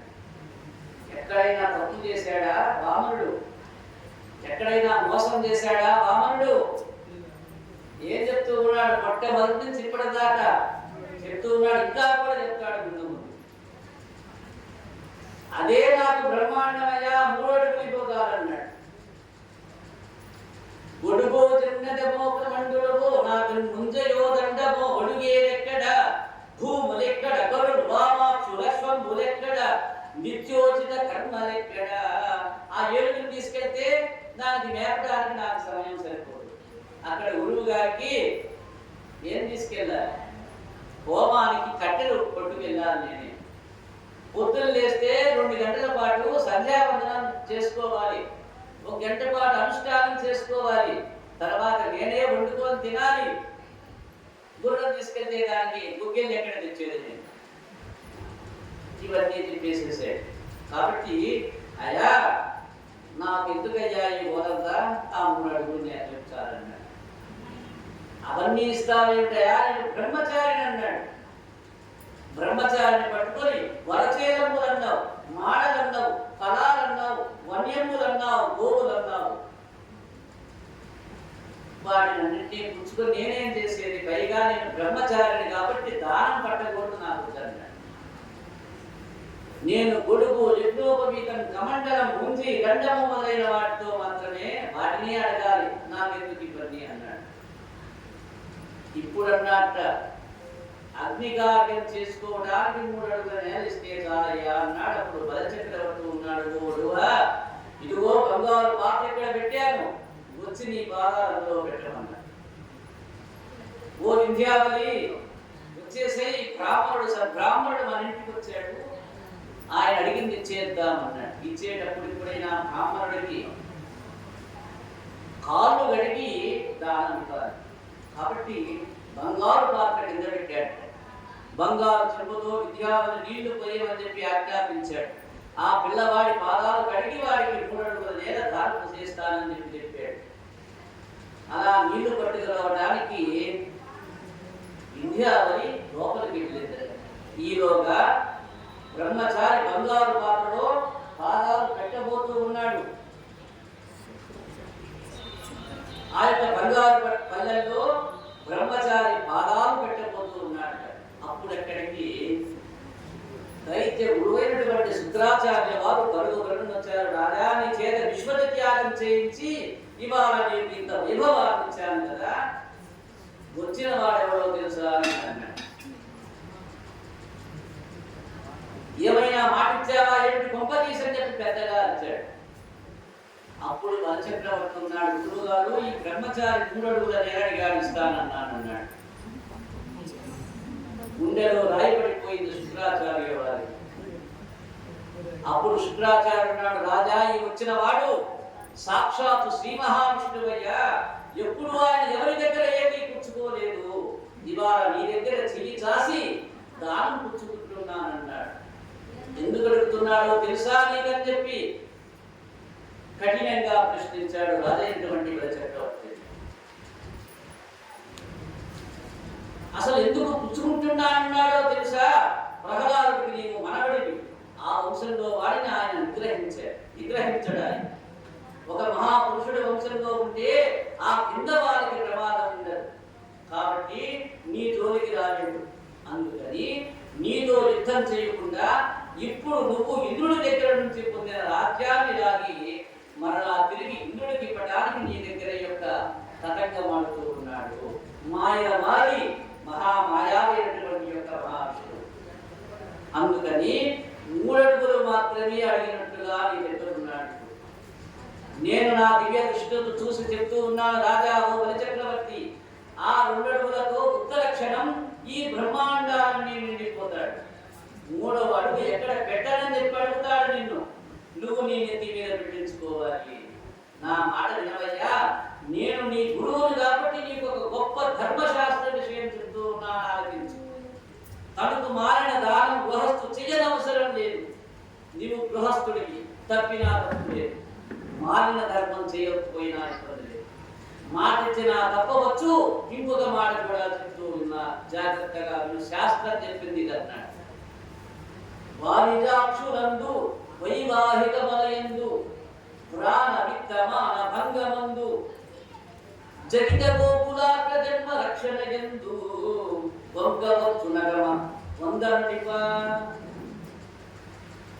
ఇది శాస్త్రం చెప్పిందయ్యా రాజా, శ్రద్ధగా ఆలకించమన్నాడు. ఏమేం చెప్పాడు? వారిజాక్షులందు వైవాహికములయందు ఆడవాళ్ళ యొక్క విషయంలో ఏమి ఇబ్బంది లేదన్నాడు. వారి యొక్క వివాహ సమయంలో అబద్ధం చెప్పవచ్చన్నాడు. బ్రాహ్మణుల యొక్క ధనం అపహరించిన కాపాడేటువంటి సమయంలో, వాళ్ళ యొక్క మానాన్ని కాపాడేటువంటి విషయంలో అబద్ధం ఆడవచ్చు అన్నాడు. జగిత గోకులాగ్ర జన్మ రక్షణ ఎందు గోవులు దేవ భూముల్ని రక్షించేటువంటి సమయంలో అబద్ధం ఆడవచ్చు అన్నాడు. ఇవన్నీ కూడా శాస్త్రం చెప్పినాయ్యా రాజా. ఇది ఎవరికి చెప్పారు? రాక్షస నీతిని అంటారు. రాక్షస నీతిలో ఇవి చెప్పొచ్చు అన్నాడు. దాని ప్రాణభయంతో ఉన్నప్పుడు రాక్షస నీతిగా చెప్పారు. ప్రాణం పోయేటప్పుడు, డబ్బులు పోయేటప్పుడు, మానం పోయేటప్పుడు అబద్ధం చెప్పవచ్చు. గోవుల విషయంలో, బ్రాహ్మణుల్ని రక్షించేటువంటి విషయంలో అబద్ధం చెప్పవచ్చు. దానివల్ల పాపం రాదయా. అందుకని 3 అడుగుల నేల ఇవ్వాలని చెప్పేసి ఇంతటితో ఆపమని చెప్పు నాటకాన్ని. ఒక్కడుగు కూడా ఇవ్వకు, ప్రమాదం, ఆయన్ని నమ్మకు, ఇది నిజం నిజం నిజం అని చెప్పి గట్టిగా మాట్లాడాడు శుక్రాచార్యులు బలిచక్రవర్తుడు. అంటే బలిచక్రవర్తి శుక్రాచార్యుల వద్ద చూశాడు. ఎంత మాట అన్నారయ్యా. ఆదిం శ్రీపతి గొప్పుపై గలుపుపై వంశోత్తరీయంబుపై బాధాబ్జంబులపై గపోలకటిపై బాలిండ్లపై నూత్న మర్యాదం చెందు కరంబు క్రిందకుట మీదైనా కరంబగుట మేల్గానే రాజ్యము గీర్జము సనతమే కాయంబునా పాయమే. చూడండి ఎంత మాట అన్నారయా. ఓ గురువర్య, నీ మాట అతిక్రమించాలని చెప్పి నాకు భావన లేదు, నన్ను క్షమించండి. కానీ వచ్చిన వాడెవరు? వచ్చిందెవరు? లక్ష్మీనాథుడైనటువంటి వాడు వచ్చి నా దగ్గర చెయ్యి చాశాడని చెప్పి మీరే చెప్తూ ఉన్నారే. ఆయన చెయ్యి లక్ష్మీ అమ్మవారి కుప్పుపై పడుతుందయ్యా. ఆ చెయ్యి ఆవిడ శరీరాన్ని నిమురుతోంది. ఒక్కొక్కసారి చేతితో ఆవిడ కవిడ పట్టుకొని ఆడుకుంటాడు ఆయన.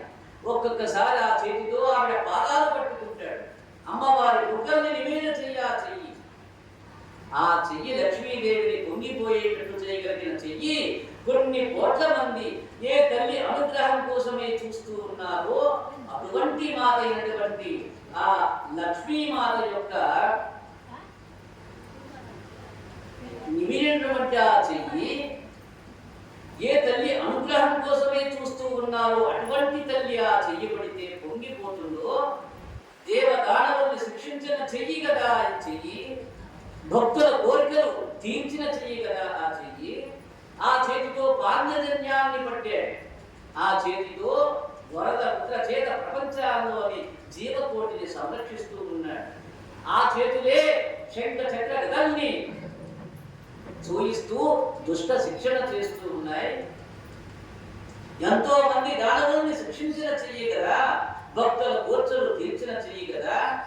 అటువంటి చెయ్యి ఇప్పుడు ఏమవుతుంది? భిక్ష కోసం చెప్పి కింద నిలబడుతుంటే నా చెయ్యి పైదవుతోంది కదయ్యా, నాకు ఈ అదృష్టం చాలదా, ఇక బ్రతికి ఏం చేస్తాను, ఇక్కడ ఎన్ని సంవత్సరాలు ఉంటాను, ఆ అదృష్టం చాలదా, నాకు మళ్ళా పుడతానా, రాజ్యం ఉండిపోతుందా ఇలానే శాశ్వతంగా, ఈ దేహం ఉందా, రాజ్యం ఉన్నా కానీ పోతే పోయి ఈ రాజ్యం కాదు, ఈ శరీరం కాదు, నేను కాదు, ఏది పోయినా పర్వాలేదు నాకు, కానీ నేను అబద్ధమాడనన్నాడు అంటూ ఉన్నాడు.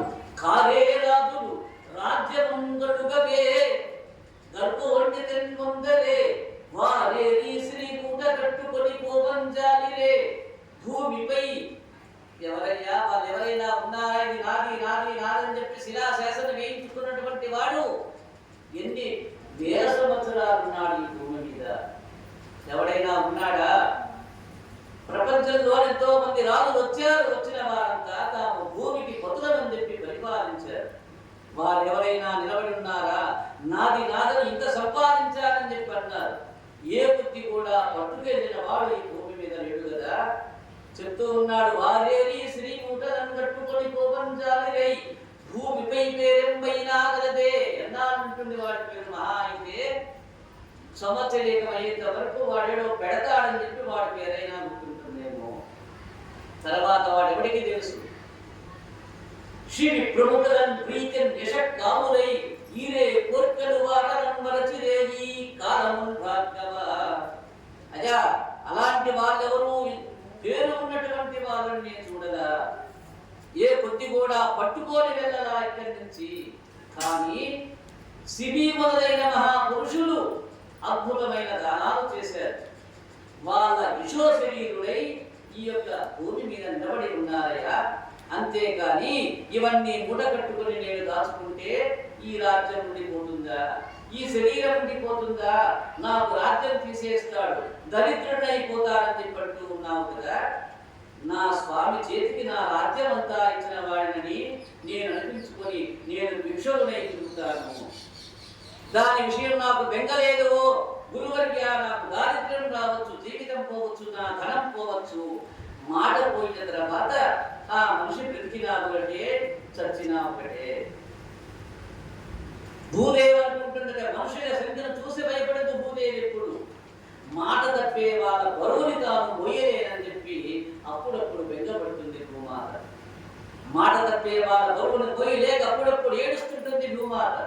నేను అటువంటి జాబితాలో చేరదలుచుకోలేదు గురువర్య, నేను దానం చేసేస్తానేదైనా అని చెప్పి పలుకుతూ ఉన్నాడు గురువు గారైనటువంటి శుక్రాచార్యుడు. అప్పుడు అన్నాడు శుక్రాచార్యుడు, ఓ రాజా, నేను నా తపశక్తితో అమృతం తాగిన వారిని ఓడిపోయేటట్టు చేశారు. ఇవాళ మళ్ళీ నీవు గురువు మాట కాలంటూ ఉన్నావురా, జాగ్రత్త. నిన్ను శపిస్తూ ఉన్నా ఉత్తర క్షణం నీవు రాజకృష్ణుడు అవుతావు గాక అంటూ శపించాడు శుక్రాచార్యుల వారు బలిచక్రవర్తిని. అప్పుడు గురువు గారికి నమస్కరించాడు.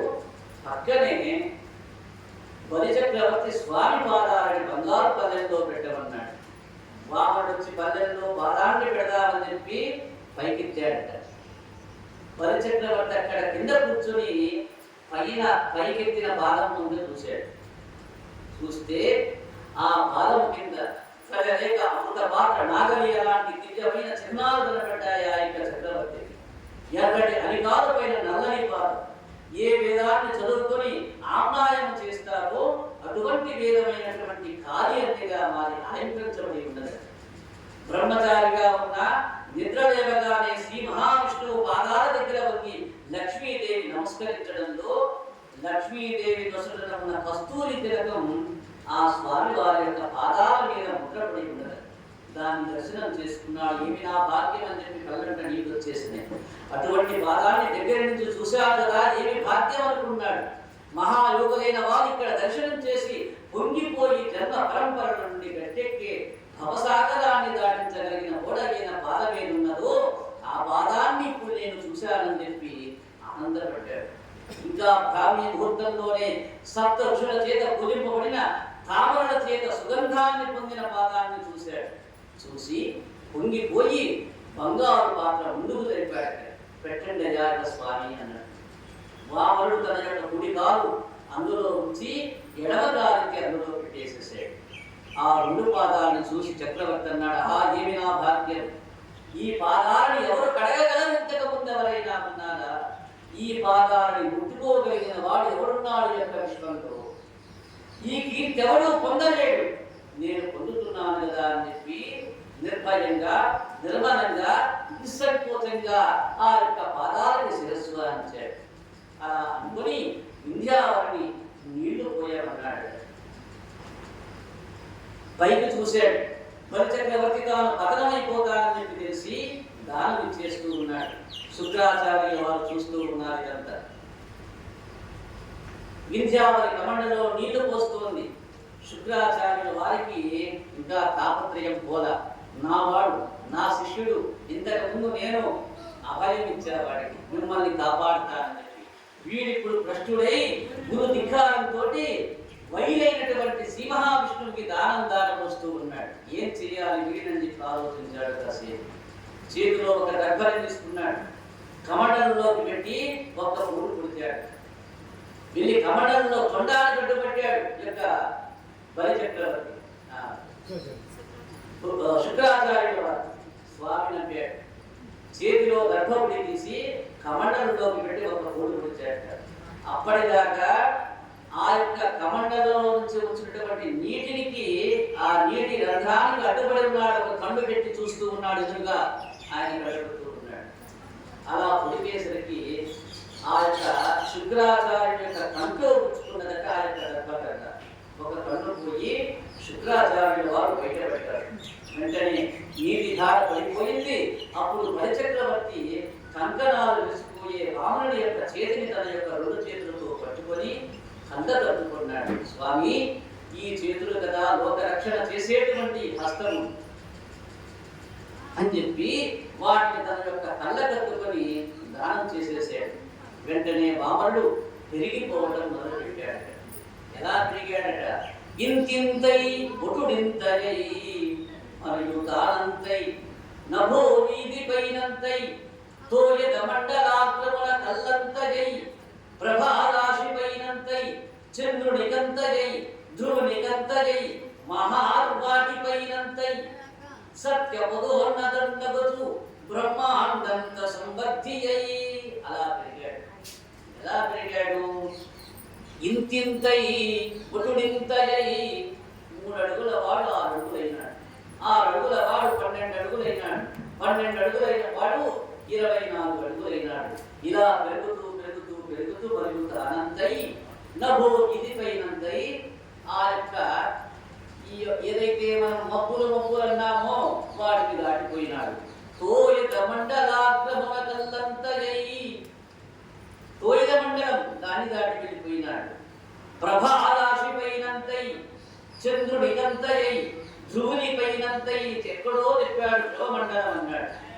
ఆ ధ్రువమండలాన్ని కూడా దాటిపోయినాడు.